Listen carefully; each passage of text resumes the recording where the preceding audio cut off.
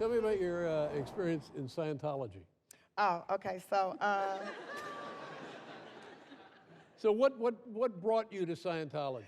homelessness. I was homeless and I was trying to get me a job as an extra, and I was standing in the line of Central Casting, and this man came up to me and he said, "If you're trying to be an entertainer, we have a program that'll help you." And I was like, "Look, man, I'm homeless. I'm trying to get a job." And he was like, "Oh, you should come down to our center.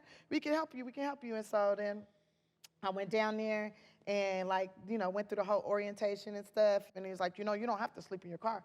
You could work here. You could be here at the Church of Scientology. And, we don't have anyone like you. And you're so good with the community. And we're getting ready to open up some places in Inglewood and South Central Los Angeles that you could potentially run and be a part of. I was like, okay. And then I signed the contract.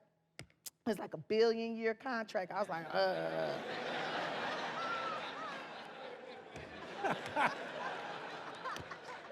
I ain't gonna live that long, whatever.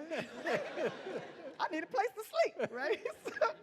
And then when they took me to the barracks where I would be sleeping, like when you're in the boot camp portion or whatever, it's bunk beds. I don't do bunk beds. I don't mess with bunk beds. Bunk beds are dangerous. I don't fuck with bunk beds because from when I was in McLaren Hall, there's only if that bunk bed's up in the corner, there's only two ways out that bunk bed. And if somebody trying to mess with you, and if there's two of them or three or more, boom, they block you. You can't get out that bunk bed. Now you got to curl up and take that ass whooping. I'm not doing that. Wow. I don't do bunk beds, right? So when they was like, you gonna sleep here? I was like, I'm not sleeping there. We gonna make a pallet on the floor or something. I ain't sleeping there. I'd rather sleep on the floor. I ain't sleeping there. I ain't sleeping in no bunk bed. They was like, no, you gonna have to sleep in a bunk bed. I was like, I ain't sleeping in a bunk bed. Then they was like, no, you're gonna sleep in this bunk bed. And they left. And I was like, I'm not sleeping in no motherfucking bunk bed. And I was like loud and everything. And it was like just me and like these little white girls with blonde hair. And they were like, oh my God.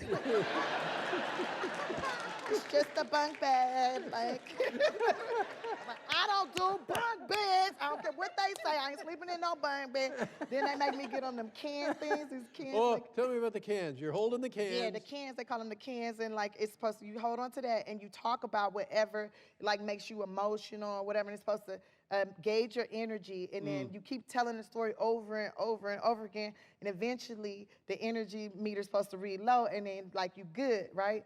But mine was, I told the story, I was there for 4 or 5 hours telling the same story over and over. I said this why I don't do bunk bed. And it never, the mirror was like, yeah. It's supposed to be over here. I'm like, yeah, I don't do it. I keep telling you.